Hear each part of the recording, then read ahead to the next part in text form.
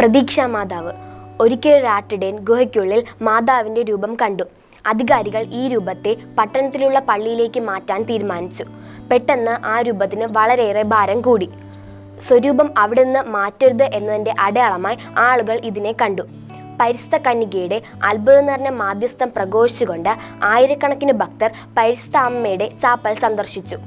1740 മുതൽ കലാസ്പ്രയുടെ ഔദ്യോഗിക സംരക്ഷകയായി തിരുസഭ പ്രതീക്ഷാ മാതാവിനെ പ്രഖ്യാപിച്ചിട്ടുണ്ട്. 1996 സെപ്റ്റംബർ 8 രൂപത്തിൻ്റെ കിരീടധാരണം നടത്തി. സെപ്റ്റംബർ 7-നും 18-നും തിരുനാൾ ആഘോഷിക്കുന്നു. മെയ് മാസത്തിലെ ആദ്യ ഞായറാഴ്ചയിലാണ് കലാസ്പ്രയിലേക്ക് രക്ഷകിയുടെ രൂപം മാറ്റി സ്ഥാപിച്ചത്. കൃഷിക്ക് അതിയായ വരൾച്ച ഉണ്ടാകുമ്പോഴാണ് കലാസ്പ്രയിലേക്ക് തീർത്ഥയാത്രയ്ക്കായി ഗ്രാമവാസികൾ പോകുന്നത്. നന്മ നിറഞ്ഞ മറിയമേ സ്വസ്തി, കർത്താവ് അങ്ങയുടെ കൂടെ സ്ത്രീകളിൽ അങ്ങ് അനുഗ്രഹിക്കപ്പെട്ടവളാകുന്നു.